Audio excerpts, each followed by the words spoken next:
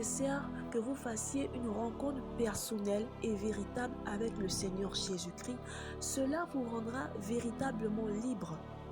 Nous allons le voir dans le texte de Jean, chapitre 8, verset 36. La Bible dit dans Jean 8, 36, « Si donc le Fils vous affranchit, vous serez véritablement libre. » Je vais encore le dire, « Si le Fils vous affranchit, vous serez véritablement libre. » J'aimerais vous dire que le Seigneur est capable de vous délivrer de ceux qui sont plus forts que vous. Psaume 18, verset 18 le dit. Et quand je dis ceux qui sont plus forts que vous, je peux parler également de cette addiction-là.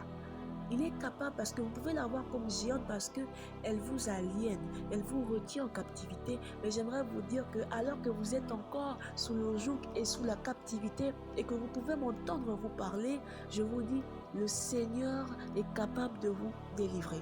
Dites seulement cette prière après moi, Seigneur Jésus,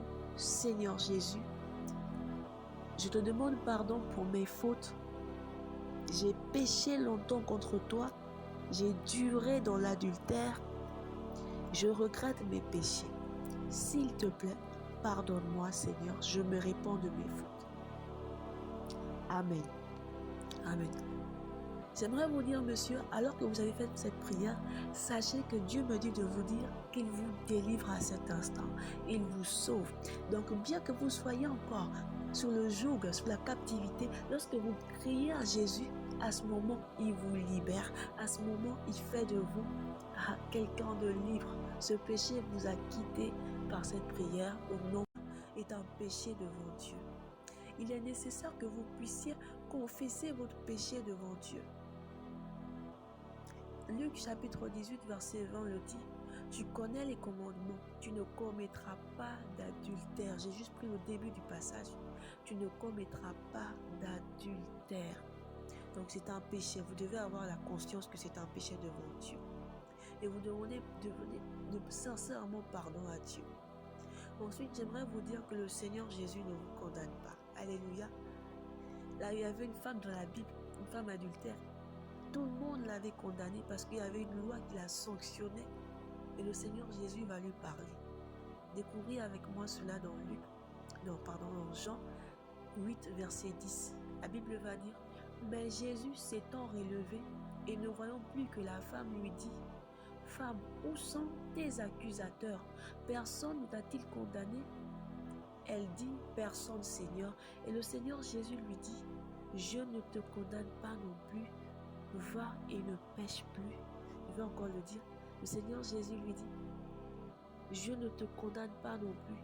Va et ne pêche plus. » J'aimerais vous dire, monsieur, alors que Jésus-Christ n'a pas condamné cette femme adultère, vous non plus, il ne peut vous condamner. Et il vous dit, monsieur, allez et ne péchez plus. Homme, ne péchez plus. Maintenant, vous êtes libre. Au nom de Jésus, allez-y et ne péchez plus. Alléluia.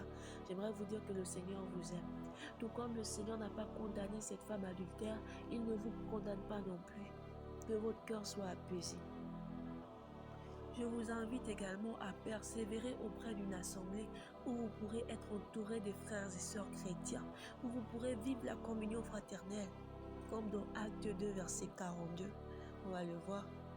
Dans Acte 2, verset 42, la Bible dit « Et ils persévéraient tous dans la communion, dans la doctrine des apôtres, autant pour moi, et ils persévéraient tous dans la doctrine des apôtres, dans la communion fraternelle, dans la fraction du pain et dans les prières. » Alléluia.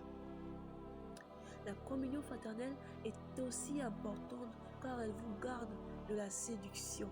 Elle vous garde de tomber à nouveau dans la séduction. On va le voir dans Hébreux 3, verset 13. Hébreux 3, verset 13 dit « Mais exhortez-vous les uns les autres chaque jour, aussi longtemps qu'on puisse dire aujourd'hui, de peur que quelqu'un issu de vous ne s'endurcisse par la séduction du péché. »